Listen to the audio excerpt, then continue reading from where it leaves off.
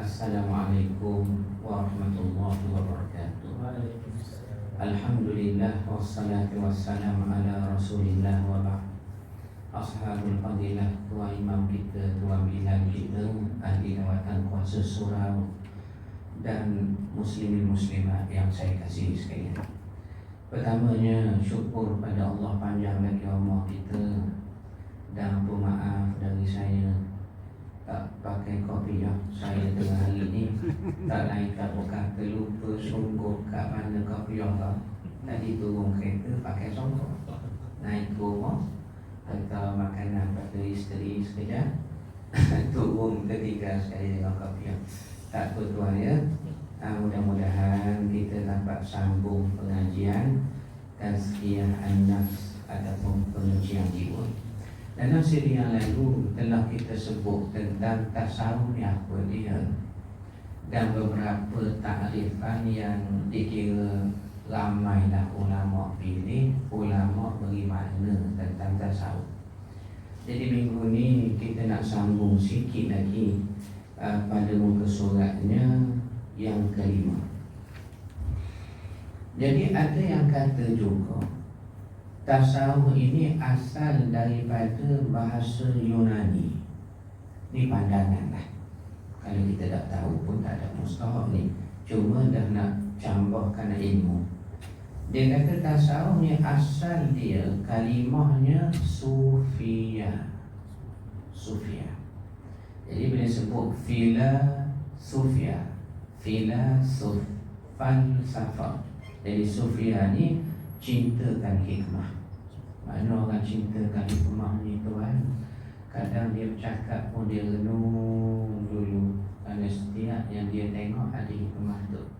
Jadi tu kita katakan orang tasawuf seakan begitulah, dia merenung hikmah-hikmah kesufian itu.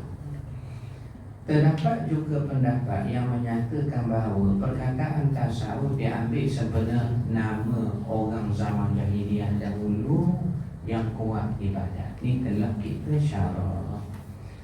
Hari ini kita sambung sikit muka surat 7, tasawuf dari segi istilah. Apa beza makna satu-satu benda dari segi bahasa dengan dari segi istilah?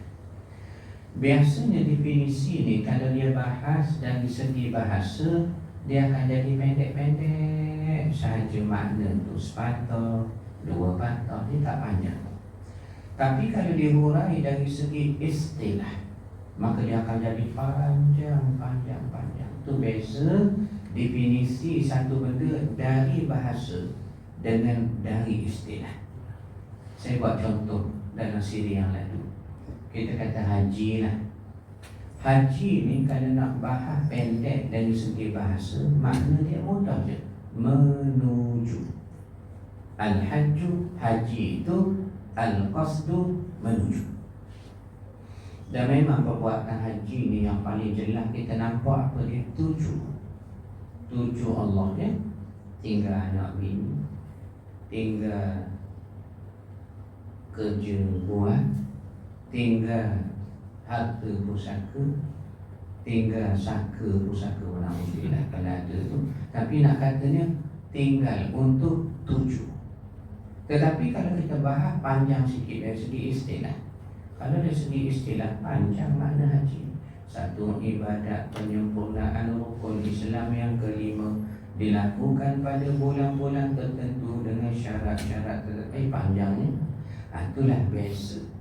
Satu-satu benda kita nak belajar, kalau mari nak definisikan satu benda tu, ulama kata awak nak tahu hak pendek ke panjang?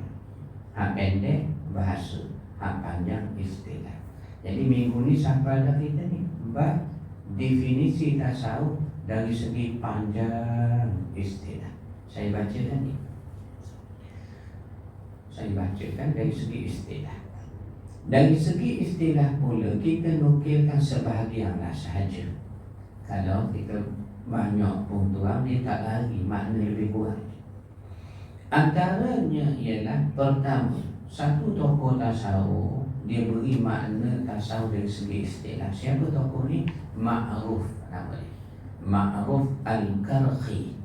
Jadi Ma'ruf dia kata gini, kalau awak nak tahu tasawuf ni apa dia, tasawuf ni ialah bergantungan kepada Allah. Payah juga nak bergantung pada Allah ni, payah. Lapor perlu kita bergantung juga pada piting dalam poket, keting kafe buka ke tidak. Dan kalau begitu sejak belajar tasawuf tu, duit dia dah bawa, dah awak sungguh betul ke begitu? Tak betul. Tasawuf ni dia mesti mengikut syarat. Lapor kena makan, orang jual kena beli. Tawakal pada Tuhan ialah bermakna awak melazimi muamalah atas dunia sesama insan, tapi satu benda dia kena modify sikit. Hati kena yakin semua dari Allah. Itu aja. Itu saja. Kerja buat kena kerja. Kerana ada orang salah faham terhadap tasawuf. Sejak dia belajar tasawuf, molek-molek kerja dia berhenti. Lama kita yang telah nak menikah tak jadi menikah sebab takut ganggu ibadat. Nak menikah ni tuan ganggu ibadat. Kata orang belajar tasawuf cara sempit. Sebab bila berkahwin ada bini, bila ada bini ganggu zikir, bila ada pula anak nak kena atur sekolah, balik darah kena atur, ambil pula malam nak atur bini belajar silat pun ada ganggu banyak jadual. Jadi kita nak zikir pun tak jadi, nak semayang hajat pun tak ada. Lalu dia kata malah dah berkahwin. Dah betul tu. Pasal Nabi berkahwin. Dah takkanlah awak baru belajar tasawuf. Lain benar awak dari Nabi ni. Maknanya sekarang yang kita belajar di surah kita ni, yang setiap minggu ni, setiap bulan ni, yang jemaah tak kurang 2,000 orang ni sebab belakang saya lama saya. Nak kata apa dia? Kita sedang belajar subjek tasawuf, betul lah nak bersih hati, tapi jangan larilah daripada Nabi tunjuk tu. Sebab banyak tasawuf pelik ni, banyak. Saya dulu di Jakin 10 tahun unit ancaman agama. Kerja saya ni jaga benda-benda pelik dalam Malaysia ni. Imam Mahdi dalam 10 tahun tu tuan, 4 orang dari Imam Mahdi mari pejabat. Tuan boleh bayang? Di Malaysia. Jadi kebanyakan ajaran sesat ni dia menyeleweng. Mesti dia bawa nama, jenama tasawuf. Tasawuf tu betul. Dia bawa nama, kami ni pengajian tasawuf. Tasawufnya tak betul sebagaimana agama tunjuk. Jadi dia kata tasawuf ni awak bergantung lah ya, bergantung semata-mata pada Allah, tidak kepada makhluk. Ada satu kalam, satu pepatah tasawuf. Dia kata gini, kalau awak bergantung selain pada Allah, yakni kepada makhluk macam awak lah juga, sebenarnya tak ada daya. Tak ada berdaya sikit pun.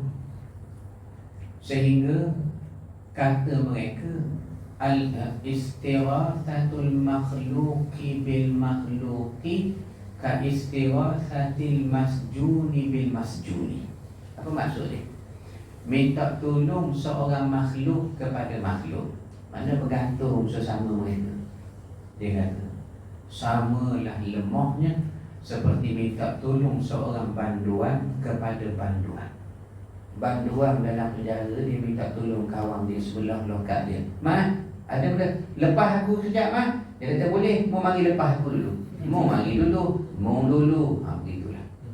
Jadi tak ada daya. Ni dikatakan kalau awak bergantung sungguh kepada Allah, itulah tasawuf. Ni kata Ma'ruf Al-Karhi. Sahlul Abdullah Al-Tustari ni tokoh ni. Sahlul Abdullah ni tuan, terkenal antara kisah dia, muridnya saudagar permata kena wapok, kena samuk. Bayang tuan, ni muridnya, tu gurunya tak usah kata. Bila kena wapok, kena samuk, pewapok pun ikat dia di tiang. Lepas mewapok, penyamuk pun nak lompat tikar nak keluar. Sebelum keluar, Dia pergi dekat saudagar ni, tuan rumah dia Samu. Dia berbisik di telinga saudagar. Dia bisik, dia kata apa? Wahai saudagar, bersyukurlah pada Allah ya. La ilah. Dia bawa rumah orang, dia suruh bersyukur pula tuan rumah tengah susah tu. Awak bersyukur pada Allah ya. Jadi saudagar ni pelik. Dia kata apa pula awak suruh saya bersyukur. Dia kata tentulah kamu sedih sebab aku pecah masuk rumah kamu, aku rampok dagangan kamu. Tetapi aku suruh syukur ni sebab ini. Cuba kamu fikir jauh sikit. Fikir apa? Kalau iblis memecah masuk pintu hatimu lalu merompok iman dan takwamu, macam mana mu nak hidup di akhirat? Bila saudagar ni dengar, terkejut. Makna nasihat perampok zaman dulu sama level tu guru tasawuf zaman sekarang. Buruk ayat ni. Lalu dia termenung, dia kata apa dia? Wahai Tuhan, aku halalkan harta benda aku kepada engkau. Tak apalah, aku halal. Menunjukkan apa dia? Menunjukkan apa tu? Menunjukkan dia terasa benarnya nasihat itu. Jadi ni yang dikatakan tasawuf. Ya, yang dikatakan tasawuf. Apa saja datang dari Allah hatta musibah adalah molek. Ada benda molek orang nak buatnya. Itulah maksudnya. Jadi Sahlul Abdullah dia pernah kata begini ya. Dia kata sufi ni orang tasawuf. Tasawuf tu mata pelajaran. Sufi ni orang yang mengamalkan subjek tasawuf. Macam Islam dan Muslim. Sufi itu ialah seorang yang bersih dari maksiat. Macam mana nak bersih? Kita ni kan banyak salah. Maksudnya istighfar sama. Orang tasawuf ni tuan dia banyak istighfar. Astaghfirullah. Tapi tak mustahak orang tahu. Tuan ada tasbih tu tak payahlah pusing ke keluar dalam poket. Subhanallah, subhanallah, subhanallah. Kalau kita dengan Tuhan saja. Jadi sufi itu orang bersih dari maksiat. Yakni apa dia bersih tu? Yakni dia istighfar, minta ampun, sombong dan sentiasa berpegang teguh dengan Allah, bukan dengan manusia. Oleh yang demikian, orang tasawuf ni bila sampai satu tahap sudah tiada beza lagi emas dan lumpur di sisi dia. Emas dengan lumpur tanah tu bagi dia sama juga. Sebab dia tak nampak beza dah. Yang dia nampak Tuhan tadi. Makhluk ni sudah sama. Itu yang kita kata warna tu nak sampai ke tahap macam tu.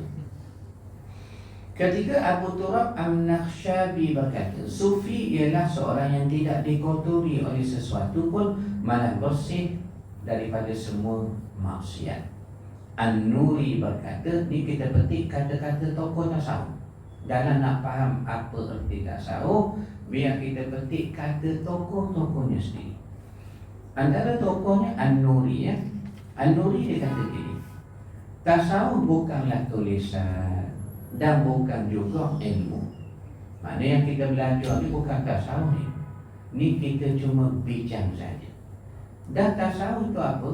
Tasawuf itu adalah akhlak, yakni praktikal. Kalau kita baca, kita hafal, kita tahu makna itu, kita baca kitab ini, itu belum tasawuf. Tasawuf ni praktik. Praktik itu ialah akhlak. Bagaimana orang tengok dia, orang rasa baik orang ni. Walau orang rasa dia baik, dia sendiri rasa dia tak baik. Itu dipanggil praktik akhlak ya. Seperti dalam pengajian tasawuf, Ibnu Athaillah pernah sebut ini, man akramaka innama akrama fika jamila sitrihi. Falhamduliman sataraka laisa alhamdu liman akramaka wa syakaraka. Sekiranya kamu dipuji orang, hendaklah kamu tahu bukan sebab kamu baik, tapi sebab baiknya Allah tutup aib kamu yang masih banyak. Jadi bila kita ingat orang puji, bukan kau baik, Allah baik, dia tutup dosa aku, orang tak tahu. Jadi momentum kita nak koreksi diri selalu ada. Sebab baik Allah, ada aku ni, dia kalau dia tahu kamu ni, gitu ya. Ya. Macam saya ni tuan-tuan, banyaklah salah saya, khilaf saya. Kalau tuan tahu gamaknya, tuan tak datang kuliah subuh ni, ya. Itu pun dalam tak datang pun, ustaz, kami ambil hati ustaz, ya. Kami tahu ustaz bukanlah baik sangat, tapi kami mari ni untuk ambil hati ustaz. Waktu yang sama kami hin juga ustaz. Hin mana? Dalam kuliah ustaz kami. Kami hin ustaz. Jadi jaga-jaga contoh dia. Ini contoh. Dahsyat contoh itu ya. Baik. Sambung tu. Dia kata, tasawuf bukan tulisan atau ilmu, tetapi ialah akhlak praktik. Jika tasawuf itu tulisan, maka boleh diperolehi dengan latihan. Berlatih. Jawab muka surat 25, jawab di muka surat akhir sekali. Oh, itu tasawuf, bukan? Jika ia adalah ilmu, maka diperolehi dengan belajar. Belajar tasawuf. Bukan juga. Sebenarnya tasawuf ialah akhlak yang terpuji.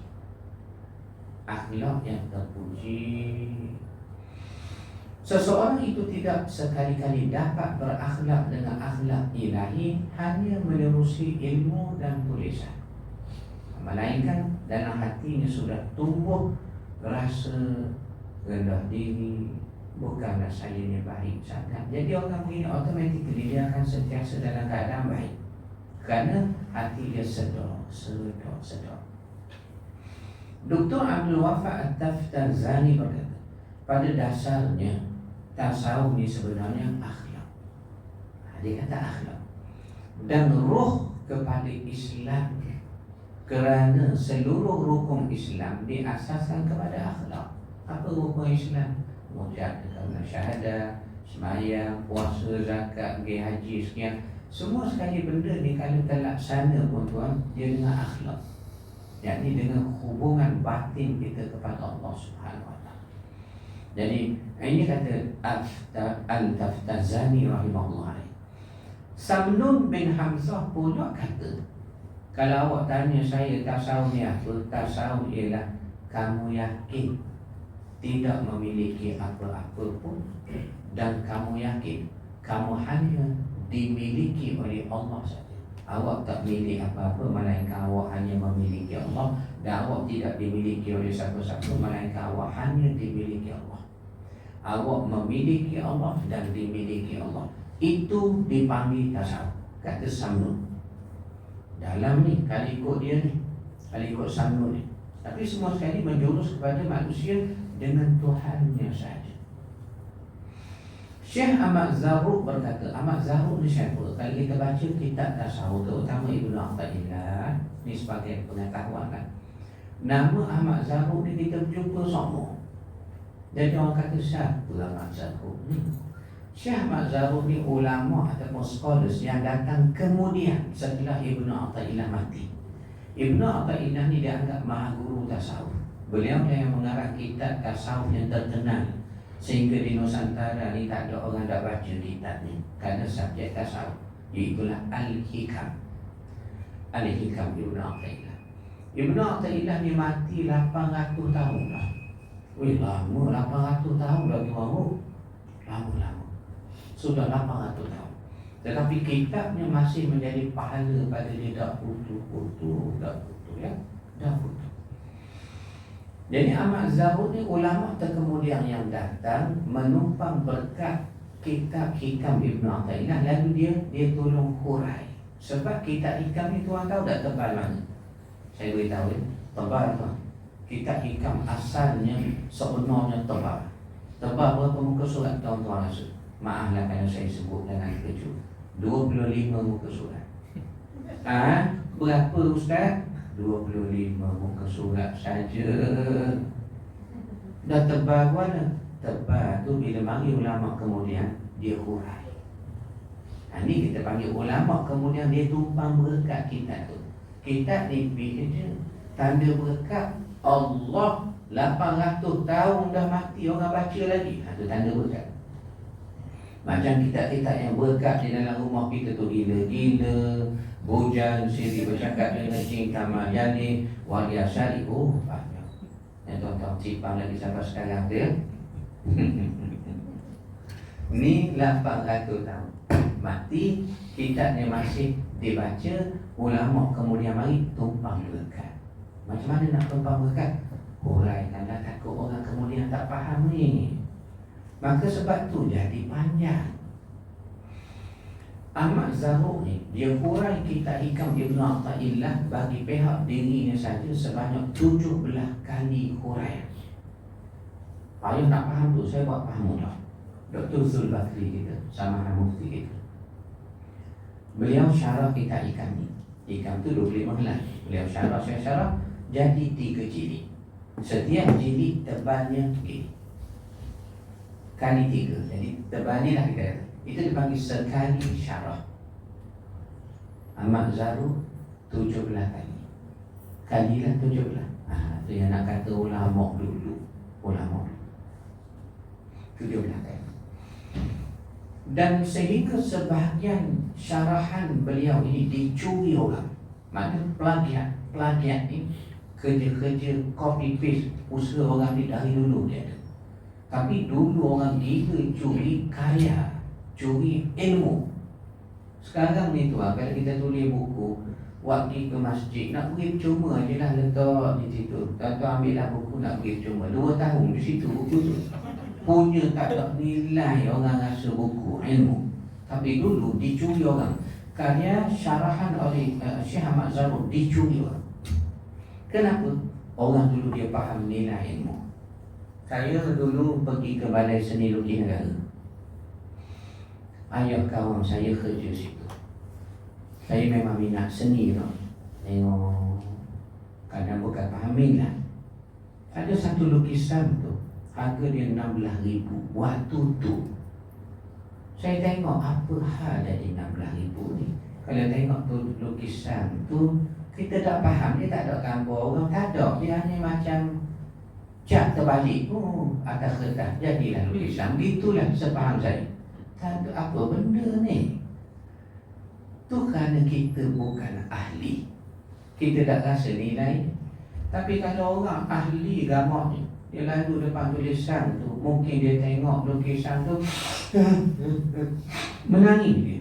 Tentu kita kata, kenapa tuan menangis ni? Pada lukisan ni ada penderitaan yang teruk sangat. Allah boleh nilai cara tu? Ya. Ini saya nak buat contoh. Satu ahli dalam bidangnya dapatlah dia menilai satu-satu perkara. Jadi karya Ahmad Zarruq yang mensyarahkan kitab Hikam ini dicuri, diropok, disamur pada zaman itu. Boleh gambarkan pencuri zaman tu pun dia curi ilmu, dia curi pengetahuan, ya, gitu. Kaya Tuhan, ya. Ini kata Ahmad Zarruq. Ahmad Zarruq kata apa dia? Tasawuf ni ialah satu ilmu. Pada dia ilmu yang bertujuan nak baiki hati. Bila hati sudah dibaiki, maka terpusatlah ia hanya kepada Allah, tertumpu pada Allah. Kita ni yang jadi banyak bercabang hati sebab betul banyak sangat benda dalam hati kita. Sekarang ni cuba tengok hadis Nabi pernah sebut, antara kebaikan seorang mukmin ialah dia tak masuk campur benda yang tak perlu. Sekarang ni tuan payah nak tak campur benda tak perlu. Tuan ada Facebook, ada Instagram, tuan buka berita hak di selatan Afrika, hak paling hulu, ceruk, danau hutan, bawah pun siapa ada nonton. Pelik ya sekarang ni. Kita tak kenal siapa kita kenal. Ni jenis video dia, jenis makan, tak beri ke kawan dia. Kalau kawan dia makan pun dia makan pula bekas tangan kawan dia makan. Siapa ke kita kena mikir juga ke dia itu. Dahsyat akhir zaman ya Allah. Dan nak buat macam mana? Buang semua telefon. Lagi Ustaz, bakar semua TV. Lagi jangan mari keluar rumah, duduk dalam rumah. Lepas tu Ustaz, biar mati gitu. Betul kalau dalam tasawuf tahu ustaz ni. Tak betul. Kalau sampai kita berpisah dengan dunia, ni tak betul. Yang dikenal kita tahu, awak tunggang dunia, bukan dunia tunggang awak tu. Awak tunggang dunia. Mu nak tipu aku dunia, aku tipu mu dulu. Itu patutnya. Itu patutnya. Tapi payah ni tuan ya. Telefon molek kan. Tiba-tiba keluar iPhone 16 trade-in dah. Pergi beli. Itu baru telefon kalot lagi. Tapi tak apalah, kita belajar. Itu kata Ahmad Syarul. Seterusnya siapa lagi kata tu? Syekh Abu Hasan Ash-Shazili. Beliau kata begini, tasawuf itu ilmu bersihkan jiwa. Sebagaimana wajib kita bersih tubuh badan yang zahir, bersih hati ini terlebih wajib lagi. Bersih tubuh badan berapa kali sehari tuan? Banyak kali. Kita mandi, pakai bedok, pakai orang puan pakai bicu tu apa? Lipstick tu, pakai macam lah, pakai supaya orang tengok sukanya. Tapi kita bersih batin supaya Allah tengok kita. Kerana dalam hadis dia pun Allah tidak memandang rupa kamu, pandang apa rupa kita ni. Nabi Yusuf comel lagi. Nabi Muhammad SAW terlebih comel berdoa lalu. Ada orang tanya, Nabi Yusuf dan Nabi Muhammad mana comel? Tak payah tanyalah tuan, Nabi Muhammad lah terlebih lagi. Cuma dijawab ulama begini, melihat Yusuf seperti bulan malam 15, comel. Melihat Rasulullah SAW seperti melihat cahaya matahari yang terang tak terbanding. Comel Nabi kita tuan. Dalam peristiwa hijrah, Nabi hijrah bila? Bulan Safar. Nabi keluar pada rumah bulan Safar. Berlindung 3 hari 3 malam dalam gua Sam. Mundranya apa? 3 hari 3 malam. Derai taga unnash 3 hari 3 malam. Trinui tridian 3 hari 3 malam. Kunci mai prahisu tai samuan samke 3 hari 3 malam. Betul ni bukan itu, betul semua. 3 hari 3 malam dalam gua Sam tu. Jadi Nabi katanya berhenti di mana? Di satu perkemahan nomad orang Badui. Nomad ni pula dia duduk 3 beranak, suami, isteri, anak.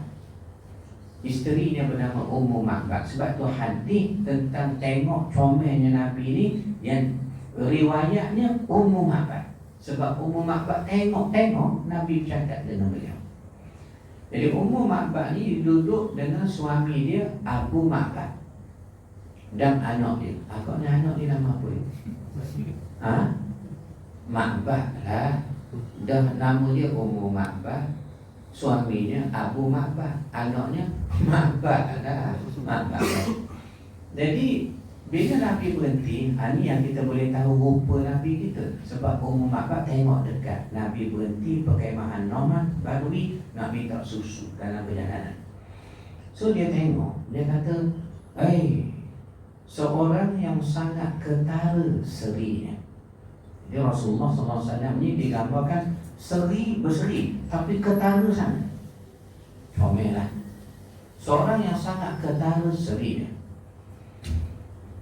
Dan kalau ia bertiga, ni dia buat metafora kiasan, metaforically secara kiasannya, kalau ia bertiga, nescaya ia yang paling diperhatikan orang. Mana kalau berjalan 3 orang tak tengok orang lain, tengok Nabi. Contoh, macam tuan-tuan ni bila menghadap ke depan, nampak saya je lah ya. Pak Ustaz, saya ni dah tumpah, Allah yarham ekos merah saja Ustaz ni. Tuan-tuan kata begitulah. Jadi Nabi ni dikatakan, kalau ia bertiga, ia paling dilihat orang. Orang lain, orang tak nampak orang. Dan kalau ia berpaling, tengok Nabi berpaling, seakan kilauan perak. Jadi buat kiasan macam kiasan perak. Comelnya, comel. Dan mata hitam baginda aku lihat pada hari baginda singgah di kemahku. Mata hitamnya sangat hitam dan mata putihnya sangat putih.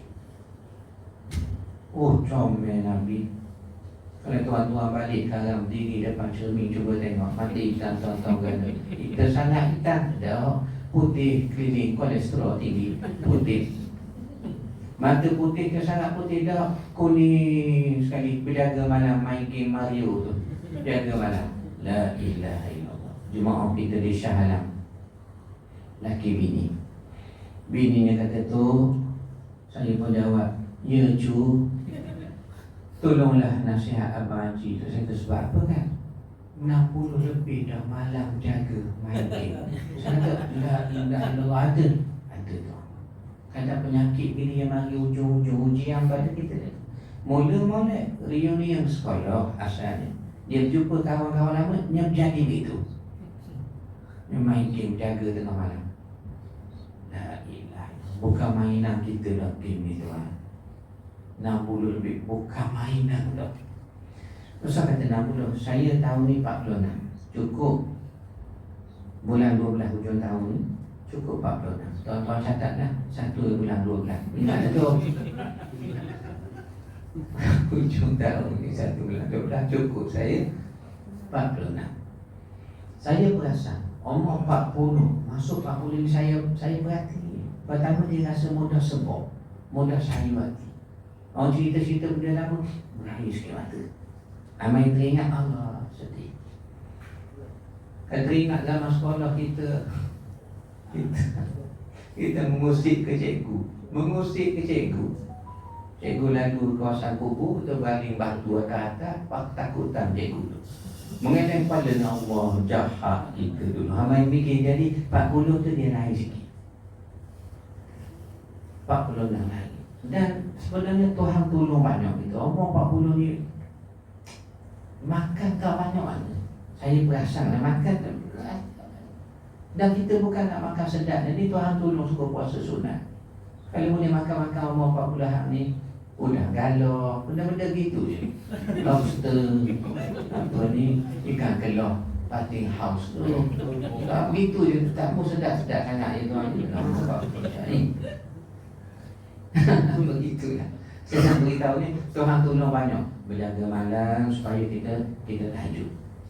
Makan tak banyak supaya kita tu puasa sunat mudah-mudahan. Mudah-mudahan gitu.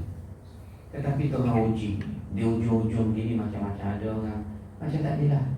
Kita tak pernah fikir 60 masih jadi minat balik. Tapi berlaku.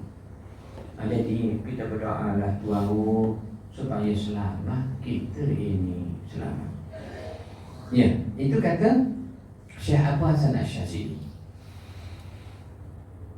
Jadi kata Syekh Dahlan Al-Qadiri muka surat 9 tu, sebagaimana wajibnya islah, yang wajib awak sucikan yang zahir, mandi, pakai sabun, shampoo, pakai baju molek-molek.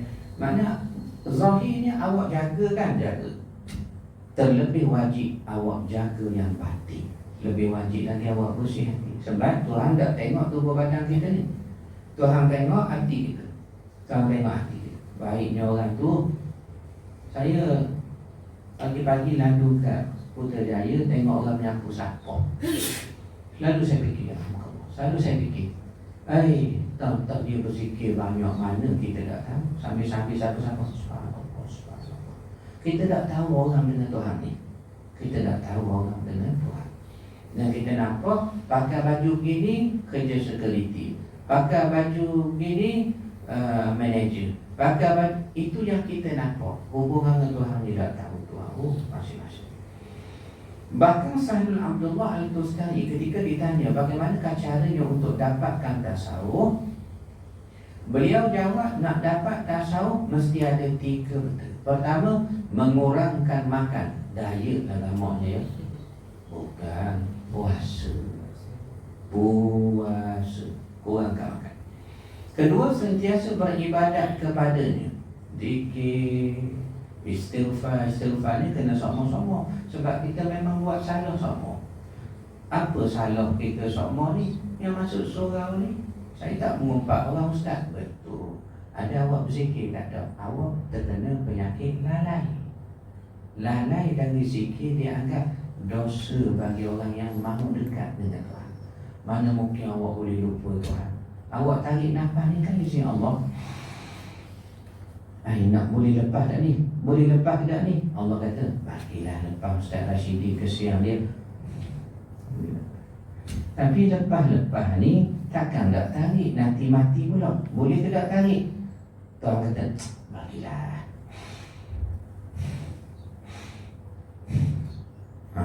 Jadi masa mana kita terlepas dari Tuhan? Tak ada. Tapi yang banyaknya kita alpa, banyaknya tak sebutkan itu. Padahal tarik nafas guna apa pun insya-Allah SWT. Kita berdoa panjang umur. Saya sendiri Tuhan berdoa panjang umur saya 200 tahun. Biar panjang umur. Sebab apa? Takut mati. Dalam takut-takut pun mati juga. Dan nak buat apa? Panjang umur satu. Tapi niat kita ni nak beramal, nak istighfar, nak beramal, nak istighfar, nak beramal, nak istighfar. Itulah mudah-mudahan ya. Mudah-mudahan beramal dan istighfar. Minta panjang umur. Ada satu petua panjang umur, orang Aceh beri pada saya. Dia kata apa ni? Jangan berhenti bernafas. Oh, betul kan? Habis situ. Tuan-tuan, habis dah kuliah kita. Habis dekat Syekh Dalam Qadiri, muka surah akhir 11 baik. Sebab ada syarah di situ, kita berhabis situ.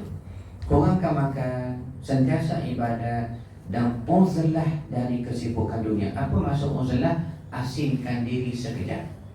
Tapi jangan sampai macam betapa itu tak tercampurkan langsung. Itu dilarang dalam Islam. Hadis sebut, bukanlah agama ini agama betapa Rabbani. Tetapi agama ini uzlah, yakni awak lari sekejap dari kesibukan dunia. Sebab dunia ni kadang membentuk kita jadi biasa dengan benda itu.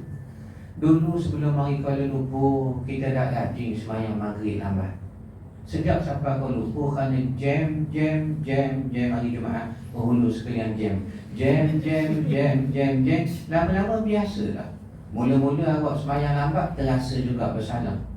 Dah makan tahun 3 tahun biasa. Kalau sembahyang awal tu pula pelik, awal lagi pelik. Jadi keadaan membentuk kita menyebabkan apa? Kita kena berubat. Berubatnya uzlah. Uzlah maksudnya keluar sekejap dari keadaan itu untuk resetting.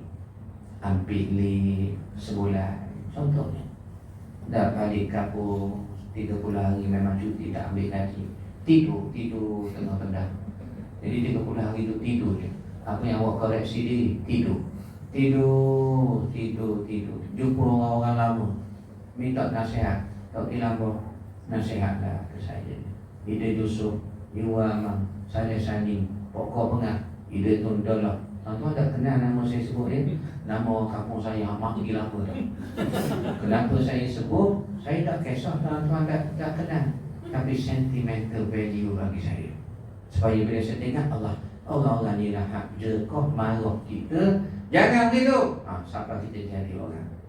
Maksud saya, bila kita ambil leave, kita uzlah. Contohnya lah, tak kira lah buat mana, uzlah. Asing diri, banyak benda tuan teringat balik. Oh, aku ni orang baik-baik asalnya. Mak aku pun besar, duduk kalau lupa 2 perkara, jangan lupa baca Quran, sembahyang. Jadi dengan sebab kita uzlah, kita boleh resetting ya. Menerusi kefahaman keadaan istilah dan matlamat utama tasawuf, barulah manusia mampu merasakan kemanisan bermujahadah dalam menggapai janji Allah. Beramal di dalam kefahaman lebih menjamin mahabbah, rasa sayang kepada Allah berbanding melulu tanpa ilmu. Benarlah kata Asy-Syibli, seperti kata satu tokoh tasawuf Asy-Syibli. Dia kata apa dia? Lau dhuqtum halawatal waslati la'araftum mararatal qati'ati. Sekiranya kamu mula merasa manis berhubung dengan Allah, baru kamu tahu erti pahit terputus dengan Allah. Mana kita sekarang kadang tak tersemayang duha pun ada tak rasa sedih? Ada. Sebab kita semayang hak lain pun tak pernah rasa manis. Kalau kita pernah rasa manis, tertinggal baru rasa Allah ruginya.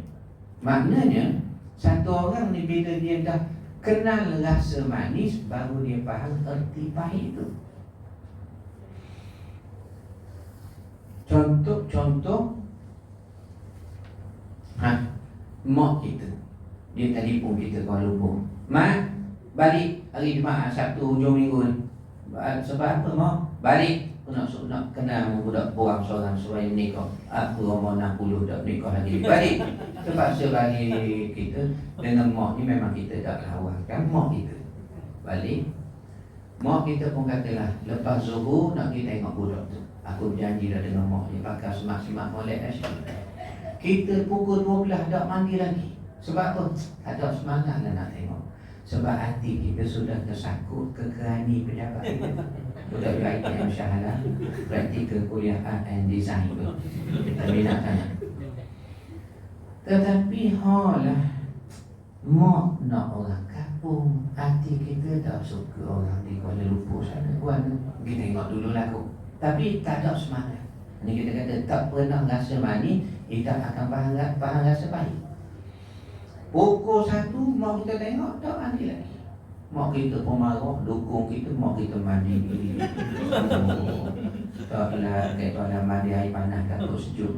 Dukung lak zik seluar pakai seluar, pakai benda icon kutikula apa semua sekali. Sapu cuma minyak zam-zam, minyak vanila tu.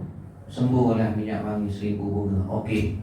Pakai baju batik, tie in pula, pakai tie. Oh, semak. Nanti tengok perempuan ni, ya. Mak kita pipis sampai rumah puan tu. Ini lauzuk. Dia kena buat contoh gini baru tuan nampak. Lauzuktum halawat. Sekiranya kamu mula rasa manis, baru kamu rasa pahit, kamu faham pahit. Kita pun tunggu mak kita kata beri salam. "Assalamualaikum Tok Besang." Orang dulu kali dia berkenal, ya kira dia Tok Besang tak? "Assalamualaikum Tok Besang." Tu dengar suara dari dalam rumah. "Waalaikumsalam." Allah sedap suara. Allah sedapnya suara. Kita pun kata, suara siapa tu? Sedap. Kita mula dah mari rasa suara siapa. Keluar satu perempuan tu, Allah comelnya. Kita duduk tak rebah. Mak kita akak kata, kita kata, "Mak, ni ke budak kata nak bui kenal tu?" Mak kita kata, "Bukan, ni mak dia baru." Ini mak dia baru. Bila kita dengar ni mak dia baru, apa kita rasa? Berdebar. Kalau ini maknya, anaknya macam-macam. Kerana pepatah orang dulu dia kata apa dia? Nak cari menantu perempuan, tengoklah maknya. Tapi kalau nak cari menantu lelaki, jangan tengok siapa bapaknya. Jangan tengok. Kena tengok dengan siapa dia berkawan. Kalau dia kawan orang baik, baik. Sebab lelaki ni dia kena tengok acuan dia kawan. Perempuan acuan dia mak dia. Jadi kita pun Allah nak tengok budak ni. Naik. Mak kita duduk situ. Aku nak pergi dapur. Tu pun duduk ruang tamu. Tengoklah cerita sementara tunggu orang awak keluar itu. Tengok cerita National Geographic kan mak dia lah. Tengok 2 jam dah cerita dari tadi National Geographic. Mana dah habis cerita ni. Oh, rupanya TV hak lama tu dia buat Korean masuk yang tengah tu. TV duduk apakah buka gitu. Oh, kita ingat cerita National Geographic. Dah lama keluar hak puang tu. Bila keluar hak puang tu, hak ni lah yang akan kita sambung bulan depan. Bulan depan ya. Tapi kita, saya pun ada satu lagi kuliah panjang waktu kita jumpa lagi. Buku ni tuan boleh dapat masih ada Abang Rahim. Abang Rahim, terima kasih Abang Rahim. Abang Rahim dah angkat tadi. Ada 2 Abang Rahim. Dan buku kedua, Mutiara Ilmu. Kenapa dipanggil Himpunan Mutiara Ilmu? Ada 6 buku dalam satu buku. 6 dalam satu. Benarkah Nabi Isa disalib? Ini dialog saya dengan pemuka Nasrani negeri saya Terengganu pada tahun 2005 tentang status nasab Ismail bin Ibrahim. Kerana Yahudi Nasrani percaya anak haram Ismail. Itu kita dialog pada tahun 2005. Kita buku kan. Isu kalimah Allah yang saya tulis dengan Dr. Zul Bakri dan Dr. Aisyah Masud. Isra Mi'raj, kewafatan Rasulullah, risalah puasa dan juga hijratun Nabi. Ada 6 buku dalam satu buku. Ada di bawah situ. Tuan-tuan boleh dapat hadis, kita tulis dia, kita urut dia macam biasa. Wallahu taala alam. Assalamualaikum warahmatullahi wabarakatuh.